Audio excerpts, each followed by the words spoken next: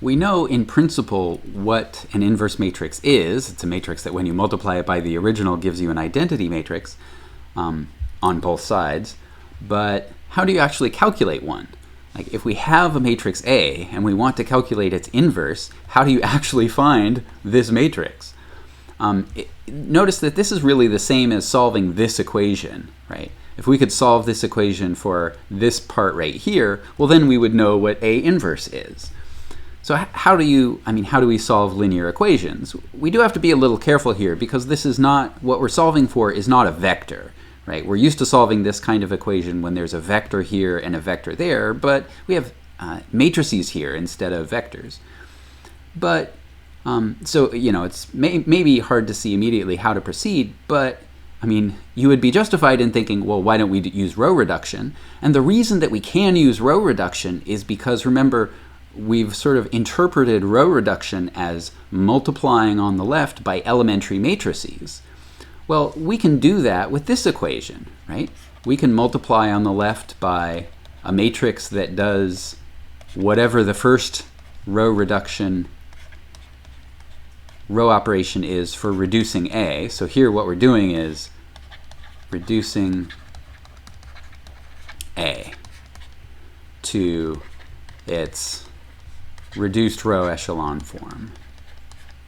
Okay, and of course to do that you do a row operation, but we're interpreting row operations as multiplying on the left by an elementary matrix, and then you do the next row operation to get this times E2, E1 times I, and then so on. And when you're done, you'll have this big chain of elementary matrices all multiplied together times A inverse equals the exact same chain of elementary matrices times I. So what is this, right? Remember, we're doing the row operations that reduce A to its reduced row echelon form. So this is the reduced row echelon form of A. But if A represents an isomorphism, right, we're imagining that A is an invertible matrix. If A is an invertible matrix, it represents an isomorphism, and if it represents an isomorphism, its reduced row echelon form must be the identity matrix of appropriate size, right? So why is this? If A represents an identity matrix, this kind of equation can only have a single solution. But we know this kind of equation has only a single solution no matter what the right-hand side is, exactly when the reduced row echelon form for A turns out like this, right? What shows up in your augmented column depends on what B was, but this system will have a unique solution exactly when you get the identity matrix in this portion of your row reduction. So by doing all of these, multiplying by all of these elementary matrices times A, we have to get the identity matrix because we assumed A was invertible. So that means this is now the identity matrix times A inverse equals this big product of elementary matrices. But of course the identity matrix times A inverse is just A inverse. So now we have A inverse times this big product of elementary matrices. So on the one hand, this is progress because now at least we have a formula for A inverse. Start with the identity matrix and then multiply it by all of these elementary matrices. But on the other hand, this seems very unpleasant because first of all, how do you know what these elementary matrices are? And second, does it seem like an appealing prospect to do all of these matrix multiplications? I hope not. It seems like a lot of work. But we can take care of both of these problems all at once. Remember, how did we choose these elementary matrices? These are the elementary matrices that reduce A to the identity. So, and on the other hand, how do we compute this matrix product? Well, right, multiplying on the left does the row operation corresponding to this elementary matrix. So at each step, we we need to do the row operation to A to know what we get here in the next stage, but we also need to do the row operation to the identity so that we know what shows up here down here in the next stage. Well, in other words, we need to start with A and also the identity matrix, and then do the row operations that reduce A to the identity matrix. And then the inverse of A will show up right here. So this is actually just another kind of row reduction, except this time, instead of augmenting with just a vector, we augment with the identity matrix. And then when we're done row reducing to the identity on the left-hand side, the right-hand side of this weird double-size matrix, we'll have the inverse of A just sitting there for us. So now that we have this way of calculating A inverse, let's actually calculate one of these things. So here's a matrix. I claim that it is invertible. Let's calculate its inverse. So take the matrix that we want to find the inverse for, augment it with the identity matrix, and then just do row reduction to reduce the left-hand side, as usual. So let's see. So I guess maybe we can do row 1, flip signs on row 1. We can take row 3 and subtract row 1. So 1, minus 1, minus 1. And then don't forget to do the row operations over here. Minus 1, 0, 0. We're doing nothing to row 2, so 0, 1, 3, 0, 1, 0. And then we're subtracting the first row from the third row, so 0, minus 1, 2, minus 1, 0, 1. Okay. Now we need to, I guess, take row to row 3, we need to add row 2. While we're at it, we can take row 1 and add row 2, because that'll zero out this minus 1 right here. Okay, and I'm going to write a little smaller because I'm going to need to fit one more in here. So let's see, 1, 0, 2, and then I'm not writing much smaller, am I? Then so we're adding row 2 to row 1, so minus 1, 1, 0. Then 0, 1, 3. Row 2 isn't changing, so 0, 1, 0. And then row 3, we are adding row 2, so 0, 0, 5.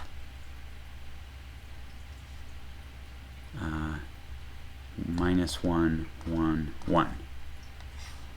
Okay, so now we need to, this last row, we need to divide it by 5, which is unfortunate. 1, 0, 2, minus 1, 1, 0, 0, 1, 0, minus 1 over 5, 1 over 5, 1 over 5. Oh, I need to finish writing these. So 1, 0, 1, 3, 0, 0, 1. There we go. Okay, now we need to take row 1 and subtract 2 times row 3, and we need to take row 2 and subtract 3 times row 3. So now we get to do some fraction arithmetic.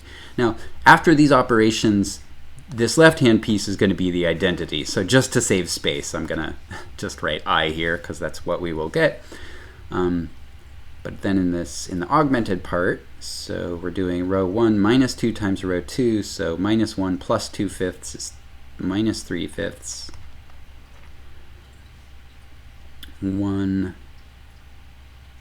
minus 2/5 is positive 3/5, and then minus 2/5.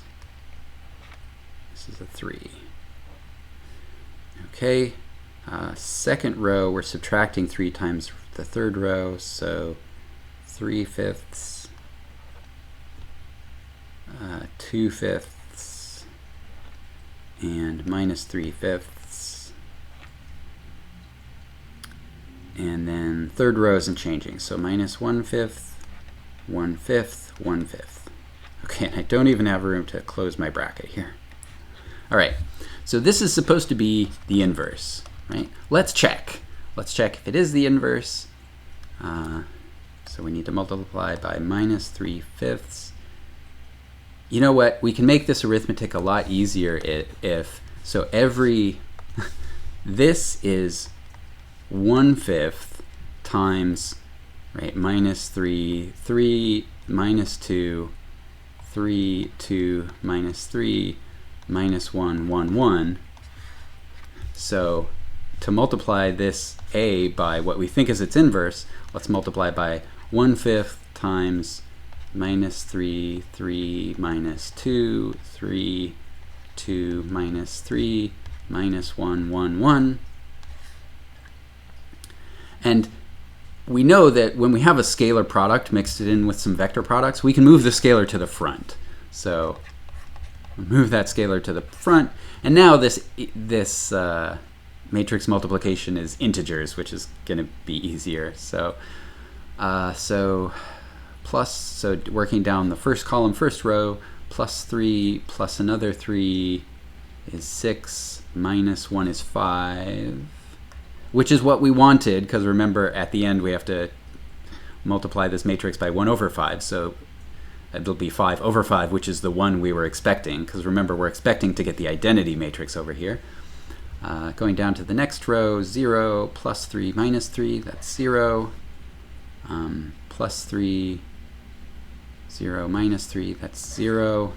Working down this column, minus 3 plus 2 plus another 1 is 0. 0 plus 2 plus 3 is 5, which is what we were hoping. And then minus 3, 0, and plus 3, so 0. So plus 2, minus 3, plus 1 is 0, good. 0, minus 3, plus 3, that's 0. And then finally, plus 2, 0, plus 3 is 5. Okay. So then when we do the scalar multiplication, we do indeed get the identity of size 3. So it worked, right? This process of augmenting with the identity matrix and then row reducing until the identity matrix shows up here does give us the inverse. We only checked one of these products. We did A times A inverse and got the identity. We could also do A inverse times A to check that that is also the identity, but let's not. Let's look at another example. Let's find the inverse of this matrix. So we'll do the same thing, right? Minus 1, minus 2, 0, minus 2, minus 3, minus 1, minus 2, minus 4, 0. Oh, and I need to augment with the identity. So 1, 1, 1. And I need to learn to write smaller to fit this mess on here. So what row operations are we going to do? Let's do replace row 1 with its negative. Row 2, we will subtract 2 times row 1. And row 3, we will subtract 3 times row 1. So that'll make this 1, 2, 0, minus 1, 0, 0. So, I'm sorry, not at 3. This should be a 2. Okay. So row 2, minus 2 times row 1, so 0, 1, minus 1, minus 2, 1, 0, and then last row, 0, 0, 0, minus 2, 0, 1. Now, at this point, we can actually stop, because remember, the goal is to row reduce this until the identity shows up in the left-hand part here. But we can tell already, because we have a row of zeros, the reduced row echelon form of this left-hand side is not going to be the identity. So it will be impossible to turn this left-hand side into the identity matrix just by doing row operations. So what happened here? Why did we fail to find an inverse? Well, we proved that if there is an inverse, this process will find it. This process didn't find an inverse, so that can only mean that this matrix A has no inverse. It's not a surprise that not every matrix has an inverse. Remember, an invertible matrix represents an isomorphism. So any linear map that is not an isomorphism will not have an invertible matrix representing it. So this is just telling us that the linear map that this matrix represents isn't an isomorphism. All right. So with that in mind, let's look at this one. Does this matrix have an inverse? Well, you might be able to tell just by looking at it that the reduced row echelon form of this matrix is not 0. Right? There are a number of ways to see that. The second row is a multiple of the first row, so the rows are linearly dependent. That means that this matrix won't have rank 2, so since the rank isn't 2, when you row reduce it, you won't get the identity. One way or another, the reduced row echelon form of this matrix is not 0, or is not the identity. And so we know already that if we tried to do that process to calculate the inverse, it would fail because we couldn't reduce the left-hand side to the identity. So that means that there is no matrix inverse. So without doing any calculation, we know this doesn't have an inverse. Notice that we're sort of tying together a lot of threads here. I mentioned rank, I mentioned reduced row echelon form, and now matrix invertibility. They all are related to each other, right? A square matrix can be invertible only if its rank is equal to its size, which is only if it's representing an isomorphism, right? Which is, tying together some other things, only if its null space is empty, which is only if its image is all of Rn. So lots of different threads all get tied together when we start thinking about matrix inverses.